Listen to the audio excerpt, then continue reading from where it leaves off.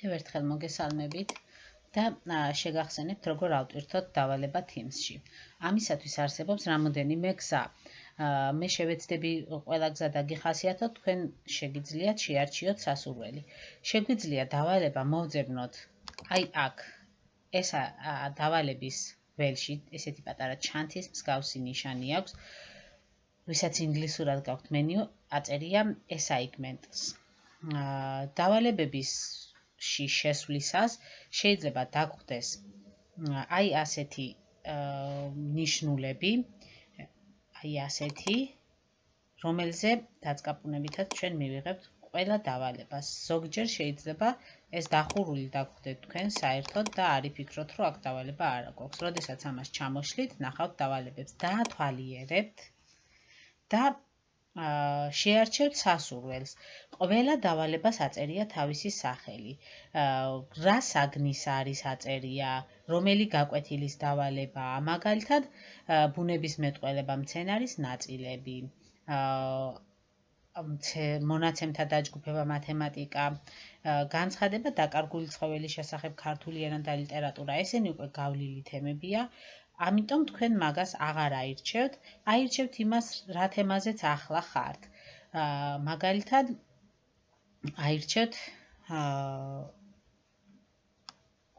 სად არის მათემატიკის დავალება, აი აქ არის ზემოთ მოცემული სია და ცხრილი, რომელიც შეგიძლიათ შეავსოთ. გავხსნით დავალებას, წავიკითხავთ ინსტრუქციას, აქვე არის მოცემული შაბლონი, შეიძლება ზოგიერთ დავალებაში იყოს, ზოგიერთში არა, მაგრამ ასეთი ფოტოს სახით თუ არის რაიმე ან ფაილის სახით, დაწყაპუნებით გახსნით, ნახავთ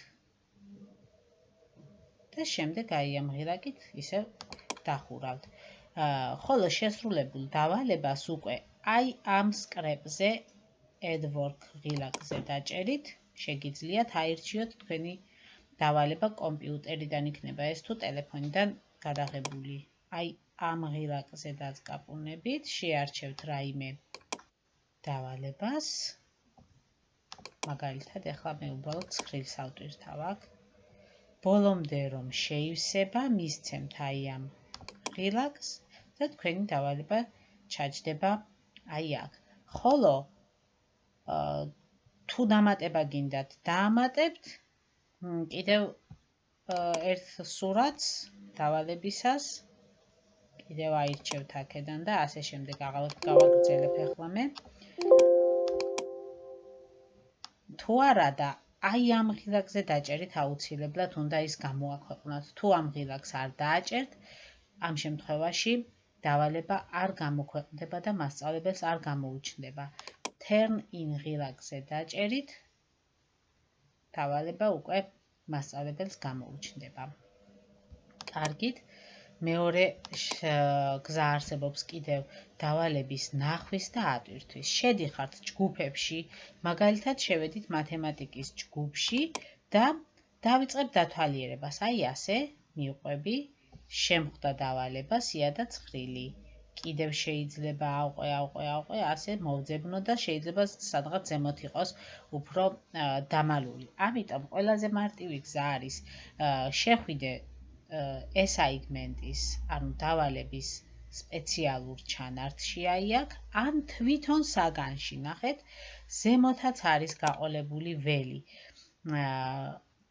გენერალი, პოსტები, ფაილები, კლასის რვეულები, ასე რო აწერიათ დავალებები. შევალთ აი ამ დავალებებში და ნახავთ. აი შეხედეთ, აქაც არის იგივე მოცემული, ჩამოვშლით ისევ ამას და ნახეთ, აქ უკვე მარტო მათემატიკის დავალებები ჩანს. იგივე დავალებები, აქაც გამოგიჩნდებათ. მაგალითად, შევიდეთ ახლა ქართულში. აი, შეხედეთ, შეგვიძლია დავალება მოვძებნოთ აი ასე. დავათვალიეროთ, ვიპოვეთ, აი ამ ღილაკზე დაჭერით შეგვიძლია ვნახოთ, ინსტრუქცია წავიკითხოთ და ეს უკვე დასრულებულია, ამიტომ ვეღარ დაამატებთ. აი აქ სკრეპის ნიშანი აღარ აქვს, დასრულებულია ეს დავალება და თქვენ აღარ შეგიძლიათ აქ ატვირთვა. ამიტომ დააკვირდით ხოლმე დროს. აი აქ აწერია როდის იწყება, და როდის მთავრდება დავალების ატვირთვის დრო. კარგით, ეს იყო სულ. იმედია ერთ-ერთ ვარიანტს შეარჩევთ და ნახავთ, ატვირთავთ ხოლმე დავალებებს. დაგემშვიდობებით დროებით.